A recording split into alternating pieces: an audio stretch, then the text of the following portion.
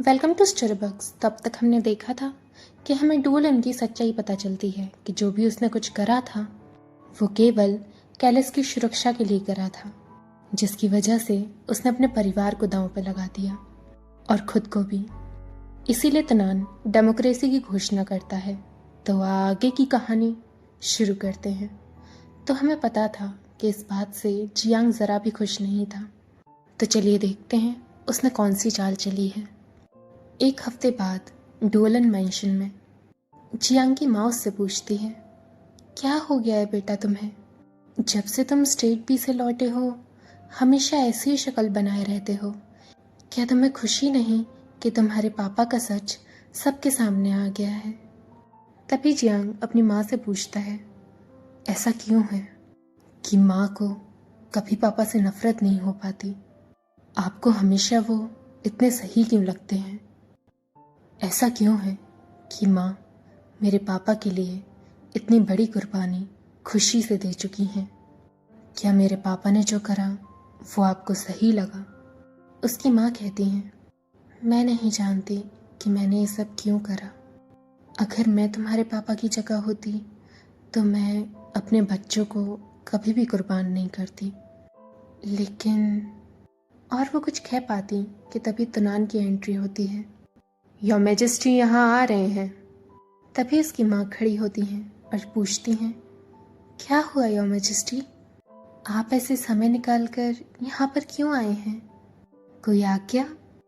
तभी तनान मुस्कुराता है और कहता है, आंट लीसा, क्या हम जियांग से बात कर सकते हैं ज़रा अकेले में? लीसा कहती है, जी मैं चाहती हूँ। और तभी वो गार्ड्स जियांग को कस के पकड़ लेते हैं। जियांग सिनिस्टरली मुस्कुराता है और कहता है, क्या वजह है कि तुम मेरे पास आए हो? योर मैजेस्टी, मुझे अरेस्ट करने की कोई तो वजह होगी। लगता है योर मैजेस्टी के पास इतने एक्सपर्ट्स होने के बावजूद वो अभी तक इस चीज़ के बारे में पता नहीं कर पाए। वहीं फिर तनान मन में सोचता है, आज मीटिंग के बाद लीचान सिंह अचानक से खून की उल्टियाँ करने लग गया और अब वो एकदम से कोमा में है।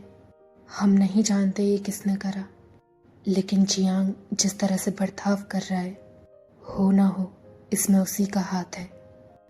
और वो पूछते हैं, तुमने लीचान सिंह के साथ क्या करा है बताओ? जियांग हंसता है, कुछ नहीं, बस जो लीचान सिंह के अंदर चिप है उसके संग थोड़ी सी छेड़छाड़ करी है।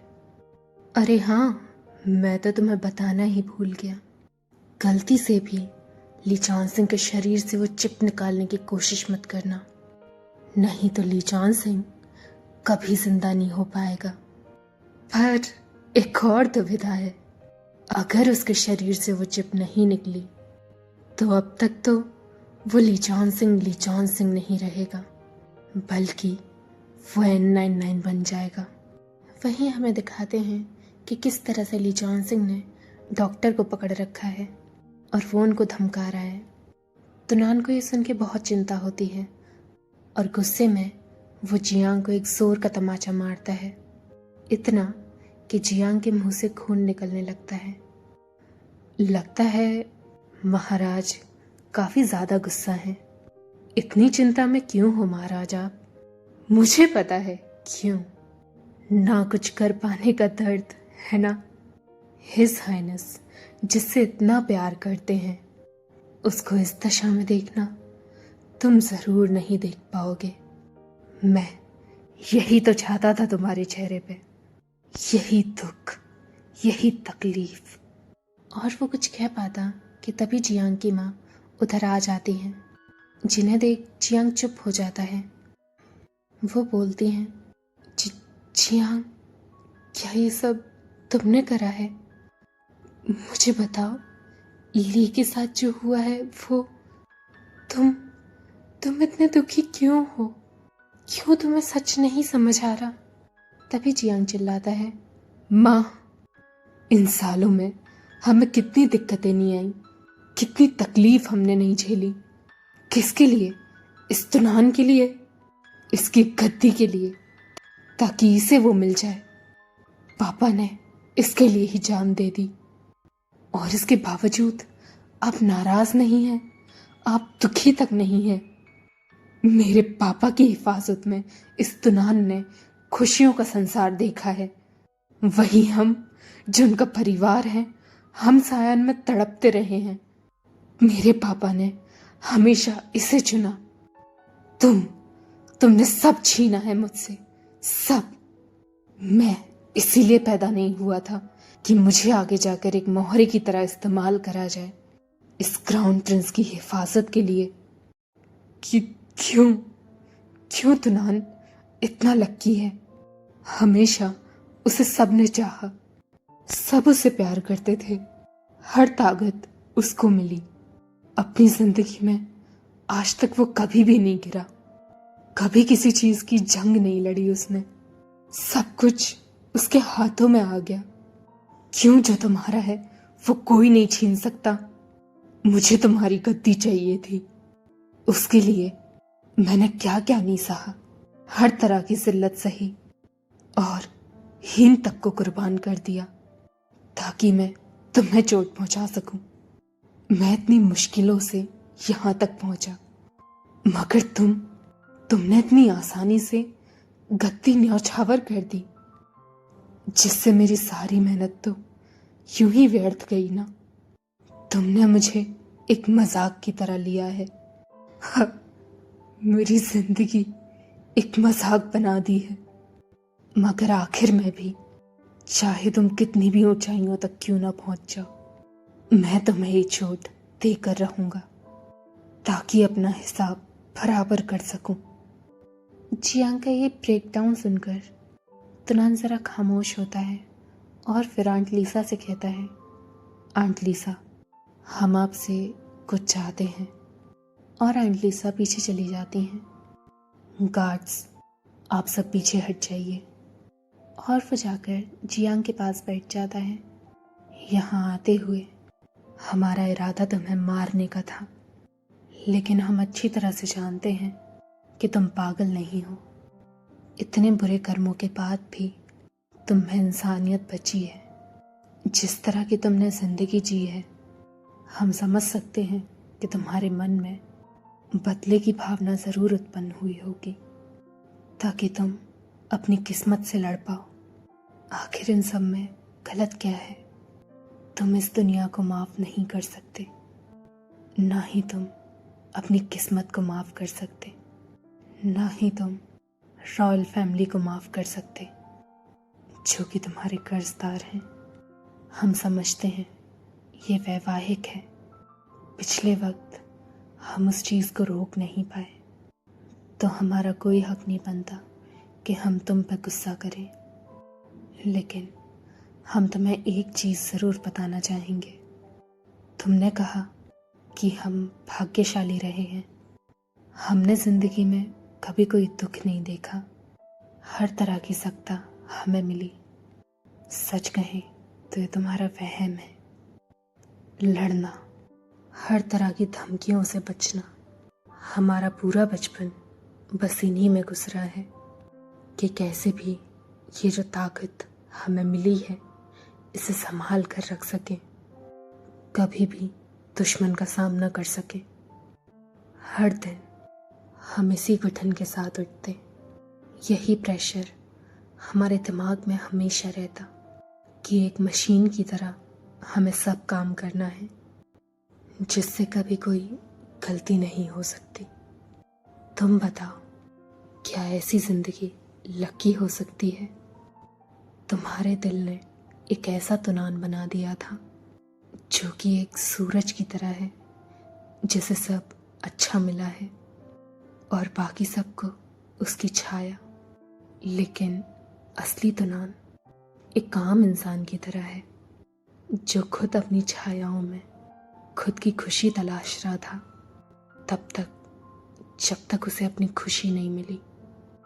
हमें डर नहीं कि लीचान सिंह N99 बन जाए, भले ही तुम उसका ब्रेन वॉश 1000 दफा करो, लेकिन वो इंसान का दिल नहीं बदल सकता। अगर हम उसे 1000 बार भी खो दें, हम उसे हर दफा ढूंढ लेंगे मृत्यु हमें जुदा नहीं कर सकती, लेकिन हमने सोचा नहीं था कि सत्ता के लालच में तुम यहाँ तक आ जाओगे। क्या सायान की रॉयल फैमिली ने तुम्हें इस कदर परेशान करा कि तुम्हें कमजोरी से दिक्कतें आ गई और तुम बस सत्ता के लालच में रह गए? मगर इससे क्या, तुमने भी इस तरह की सत्ता तलाशी जहां तुमने कमजोरों को चोट पहुंचाई, उन लोगों के साथ ज्यादती करी, तो फिर तुम में और जिन्होंने तुम्हें चोट पहुंचाई उनमें क्या फर्क रह गया? अगर हम समय के पीछे जा पाते तो हम अपनी गद्दी अंकल डोलन को सौंप देते, ताकि वह अपनी बातों से और अपने कर्मों से, मगर इन बातों का कोई फायदा नहीं। हम अतीत को बदल नहीं सकते। जो हम कर सकते हैं वो बस ये था कि हम पॉलिटिकल सिस्टम चेंज कर दें, ताकि इस देश में आगे ऐसी कोई समस्या ना आए जहां तुम्हारे जैसे इंसानों को कुर्बानी देनी पड़े। ठीक है, हम अपनी बात यहीं ख़त्म करते हैं।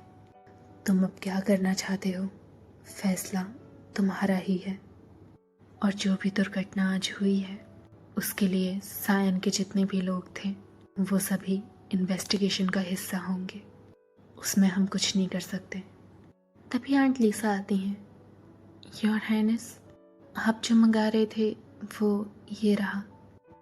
और तुनान उस बक्से को लेते हैं। आपका शुक्रिया आंट लीसा। जी हाँ, ये आखिरी चीज़ है जो हम तुम्हारे लिए कर सकते हैं। और हमारा चैप्टर एंड होता है। Next chapter. जियांग उस बक्से को देखकर पूछता है, ये क्या है? तुनान कहता है, ये हमें अंकल डोलन के सामान में मिला। शायद इससे तुम अपने पापा को समझ पाओगे। और वो बॉक्स खुलता है। उसमें डोलन की चिट्ठियाँ थीं, जो डोलन शायद अपने बेटे और अपनी बीवी के लिए लिखता था, ये जानते हुए भी कि वो चिट्ठियाँ उन तक नहीं पहुँच सकती, तो वो एक डायरी की तरह उन्हें लिखता था। लीसा, मैं हर दिन खुद को कोसता हूँ। दिन भर दिन मुझे खुद से ही नफरत होती जा रही है। भले ही ये मैं तुम्हें साझा नहीं कर सकता, पर मैं उम्मीद करता हूँ कि तुम मुझे समझोगी। मैं आशा करता हूँ कि एक दिन तुम इस खत को पढ़ पाओगी।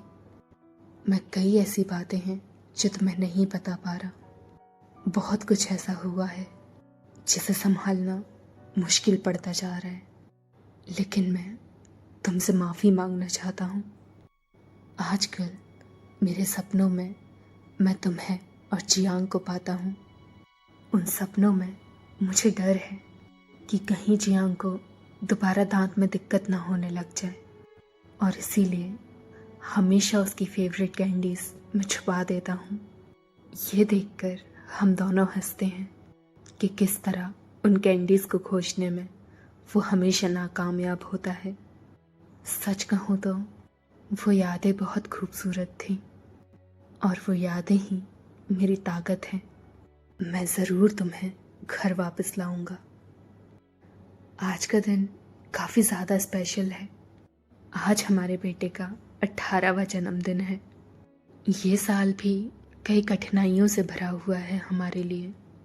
मैं तुम्हारे बारे में बस इतनी ही खबर कर पाया जिससे मुझे शांति नहीं मिली। चाहे मैं कितनी भी कोशिश करूं, तुम्हारी खबर अब मिलना जैसे सपना हो चुका है। सायन के लोग बहुत चालाक हैं। उन्होंने मेरी दुखती नस का पता लगा लिया है, इसीलिए हर दफ़ा वो इस सिचुएशन को इस्तेमाल में लाते हैं। इसीलिए मेरे बेटे का बर्थडे गिफ्ट, उसका मैं बस इंतज़ार कर सकता हूँ कि कब मैं उसे वो तोहफ़ा दे पाऊँगा। ये पढ़ जियांग कांपने लगता है और पूछता है कि क्या ये पापा का लेटर है? तुनान कहता है, हाँ, तुमसे अलग होने के बाद अंकल डोलन उनमें काफ़ी बदलाव आए। एक वक्त के वो दयालु और कोमल इंसान एकदम ही सख्त हो गए। जो एक मौका नहीं गवाते कि हमारी कमी निकाल सकें। हमें लगता था कि सत्ता के लालच ने उन्हें बदल दिया है, कि सत्ता के लिए ही उन्होंने अपने परिवार को सायान भेज दिया। हमारे साथ कैलिस के लोगों को भी यही लगता था, मगर उन्होंने कभी भी तुमसे या आंट लीसा से प्यार करना बंद नहीं करा। एक वक्त भी ऐसा नहीं गया जब उन्हें आप दोनों की याद नहीं आई हो। ये सुन जियांग अपने आंसू रोक रहा होता है और कहता है, तो क्या ये सब उन्होंने खुद चुना था? ये रास्ता उन्हीं का था ना? और तनान कहता है, हाँ, और ये भी। क्या तुम्हें ये कैंडी याद है? कई साल पहले हमारे बीच इस कैंडी को लेकर लड़ाई हुई थी। तुमको लगा कि अंकल डोलन ने वो कैंडी हमें दे दी है, लेकिन जो चीज़ तुम्हें नहीं पता लगी वो ये था कि तुम्हें रोता हुआ और इसे भागता हुआ देख अंकल डोलन खुद को रोक नहीं पाए। वो जानते थे कि ये सब करना एक क्राउन प्रिंस के साथ हद से ज़्यादा डिसरेस्पेक्टफुल होगा, मगर फिर भी उन्होंने हमसे वो कैंडी मांगी। और हमें वो सीन दिखाते हैं जहाँ जियांग रोते हुए वहाँ से भाग जाता है और ये चिल्लाता है कि वो अपने पापा से नफरत करता है। और तभी डोलन वो कैंडी तुनान से लेता है और बोलता है, मुझे माफ़ कर दीजिए छोटे राजकुमार, लगता है जियांग को ये कैंडी काफ़ी ज़्यादा पसंद है, मगर ये आखिरी ही बची है। अगर मैंने ये आपको दी तो वो पूरी रात रोता रहेगा। तुनान पूछता है, तो क्या आप उसे दूसरी नहीं दिला सकते? डोलन कहता है, दिला तो सकता हूँ, मगर इन कैंडीज़ को आने में काफ़ी वक्त लगता है।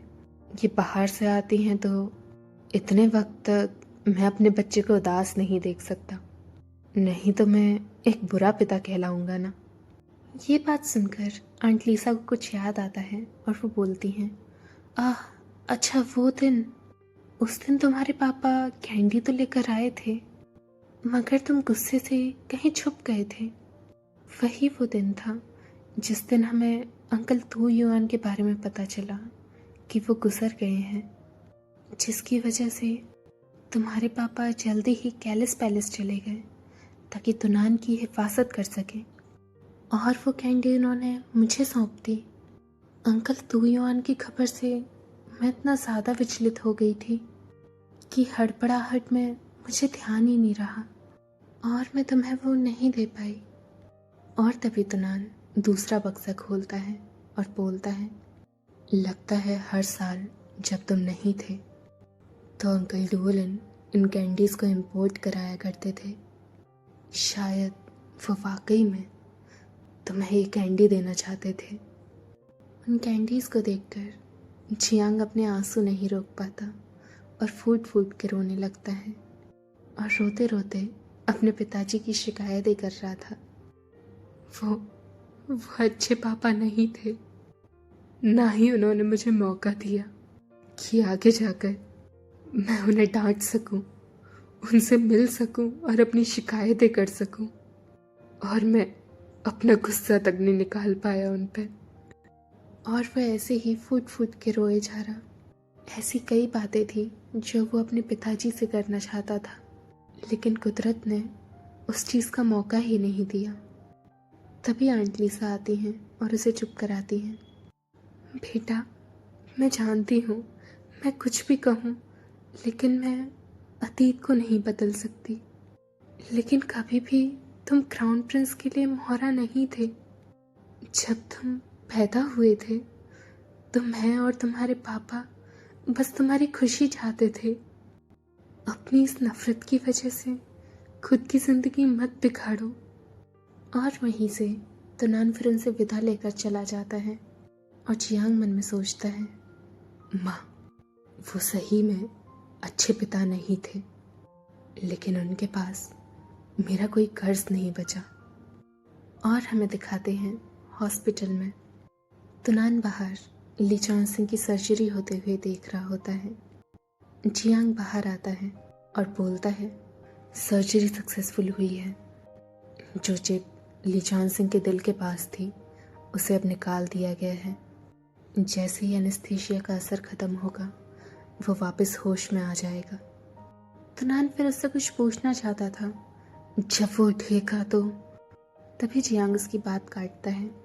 जब वो उठेगा तो उसकी रिकवरी होने में कुछ समय लगेगा, मगर उसके पास अब N99 की कोई मेमोरी नहीं है, तो N99 उसे अफेक्ट नहीं करेगा। तनान कहता है ये तो अच्छा है। वहीं जियांग फिर अपना मास्क उतारता है और कहता है सच कहूँ तो मैं सरप्राइज्ड हूँ कि तुमने मुझे ली चान सिंह की सर्जरी करने का मौका दिया। इतना विश्वास तुम्हें कैसे हो गया? तनान कहता है क्योंकि अब तुम्हारी आंखें दूसरी तरह से देखती हैं। इससे पहले तुम्हारी आंखों में हमेशा एक सावधानी थी। तुम हमेशा हमें एक घुटन की तरह देखते थे, मगर अब वो शांत हो चुकी हैं। तभी जियांग कहता है इतनी आसानी से मुझ पर विश्वास मत करो, मैं तुम्हारा कोई दोस्त नहीं हूँ। तनान कहता है दोस्त नहीं हो तो हम अपना कर्ज तुमसे उतारना चाहेंगे। हमारे पास एक इन्फॉर्मेशन है, सायन काफ़ी समय से हीन की मांग कर रहा है। हीन की मांग में उन्होंने शर्तें रखी हैं कि वो इस चिप टेक्नोलॉजी को ख़त्म कर देंगे। ये सुन जियांग घबरा जाता है। अगर सायन ने हीन को ले लिया तो काफ़ी दिक्कत हो जाएगी, और वो पूछता है और क्या तुम मान गए? तनान कहता है केवल हमारी मर्जी नहीं चल सकती, चीज़ें काफ़ी उलझी हुई हैं। मिनिस्टर्स के द्वारा ये एक अच्छा सौदा है तो वह नहीं मानेंगे, और अगर हम उनकी सुने भी ना तो हीन के संग कुछ नहीं होना। वो कैलिस में रहकर भी अपने पूरे आजीवन जेल में ही बिताएगा। इसीलिए आज रात वो सायन के लिए निकल रहा है।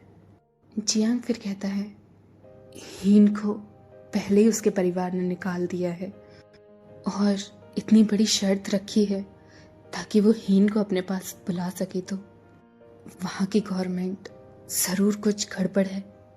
और तनान जियांग की ओर देखता है। तभी जियांग अपना फैसला करता है मैं तुम्हारी एक मदद चाहता हूँ। और इसी के साथ हमारा चैप्टर ख़त्म होता है। आप बताइएगा आपको ये चैप्टर कैसा लगा। हाँ, इसका लास्ट चैप्टर जो होगा वो लास्ट होगा। आई एम सॉरी, मैंने पहले गलत बोला था। थोड़ी लेंथ इंक्रीज़ हो गई है चैप्टर्स की, इस वजह से मैं 2 चैप्टर में डिवाइड कर रही हूँ इसे। तो आप बताइएगा क्या होगा आगे। आपको क्या लगता है, हीन बच पाएगा या फिर जियांग और तनान करेंगे क्या आगे? ये जानने के लिए देखते रहिए स्टोरी बग्स।